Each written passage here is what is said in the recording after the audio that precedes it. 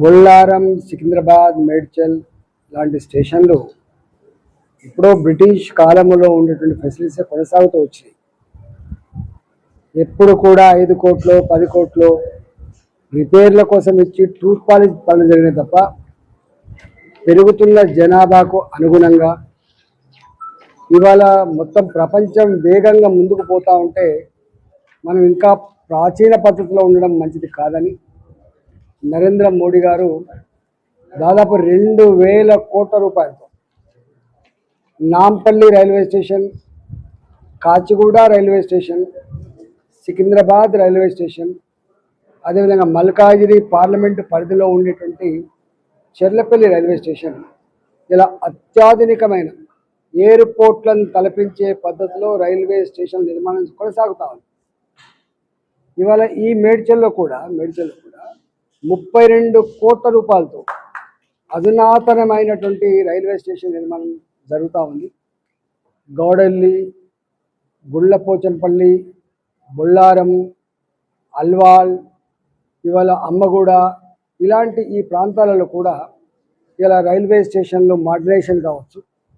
అదేవిధంగా ఎంఎంటీఎస్ రైళ్లు వచ్చిన తర్వాత అక్కడక్కడ ప్రజలు మాకు రైల్వే స్టేషన్లు కావాలి, మేము 4 కిలోమీటర్లు 5 కిలోమీటర్లు పోయేటువంటి ఆస్కారం ఉండదు కాబట్టి సిటీలలో పెద్ద పెద్ద నగరాలలో ఇవాళ మెట్రో రైళ్లకు ½ కిలోమీటర్కి ఎట్లా ఫెసిలిటీ ఇచ్చిందో ఎంఎంటీస్ కూడా అట్లాంటి ఫెసిలిటీ ఇవ్వాలన్నటువంటి సంకల్పంలో భాగంగా ఇవాళ నేను రైల్వే మంత్రి గారిని కలిసినప్పుడు సికింద్రాబాద్ హెడ్ ఆఫీస్లో ఉన్నటువంటి అధికారులని మీకు జత చేస్తాను.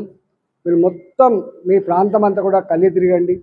ఎక్కడ కొత్త స్టేషన్లు కావాలి, ఎక్కడ కొత్త రైళ్లు కావాలి, ఎక్కడ అండర్ పాస్లు కావాలి, ఎక్కడ ఓవర్ పాస్లు కావాలి, ఎక్కడ స్టేషన్లు మోడర్నైజ్ చేయాలి, ఇలాంటి అనేక విషయాల మీద వారితో చర్చించినప్పుడు వారు మాకు స్థానికంగా ఉండేటువంటి అధికారులను అప్పచెప్పారు.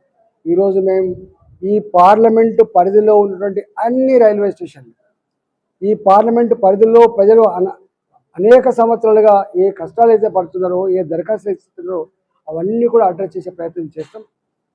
ఈ తదుపరి డీజీఎం గారితో మీటింగ్ ఏర్పాటు చేస్తాం. ఈ ప్రపోజల్స్ అన్ని కూడా ఢిల్లీకి తీసుకుపోయి అతి త్వరలోనే ఇవి పూర్తి చేసే ప్రయత్నం చేస్తాం.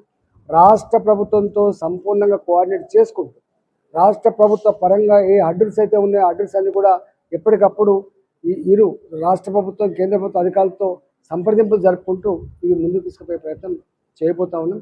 తప్పకుండా ఇవాళ అనేక సంవత్సరాలు బొల్లారం గేట్ ఉన్నది, 2 గంటలు బంద్ అయిపోతుంది. వినాయకనగర్ గేట్ ఉన్నది, 2 గంటలు బంద్ అయిపోతుంది. అంటే చాలా ఇబ్బంది పడుతూ ఉన్నారు.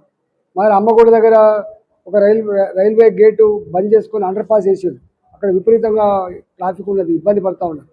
అదేవిధంగా చిన్న అండర్ పాస్లు ఉన్నాయి, వాటిని పెద్దగా చేయాల్సి అక్కడ ఉన్నది, వాటిని డబుల్ లేన్ చేయాల్సి అక్కడ ఉన్నది. ఇలాంటి అనేక ఇష్యూస్ మీద అంటే ఒక్క మాటలో చెప్పాలంటే ఇంకొక 20-30 సంవత్సరాల కాలం పాటు ట్రాఫిక్ పెరిగినప్పటికీ జనాభా పెరిగినప్పటికీ కూడా ఏ పద్ధతిలో రైల్వే డిపార్ట్మెంట్ పరంగా ఫెసిలిటీస్ ఉన్నానో అవన్నీ కూడా చేసే ప్రయత్నం చేస్తాం. మాకు మల్కాజిగిరి పార్లమెంట్లోనే ఇవాళ మాకు రైల్వే ఉంటుంది, మల్కాజిగిరి పార్లమెంట్లోనే రైల్వే ఆస్తులు ఉంటాయి, వర్క్షాపులు ఉంటాయి. ఇవాళ ఈ పార్లమెంట్ పరిధిలో అనేక రైల్వే లైన్లు ఉన్నాయి.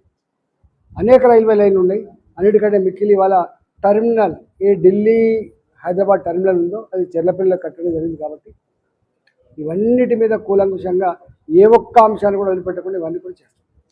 Thank you.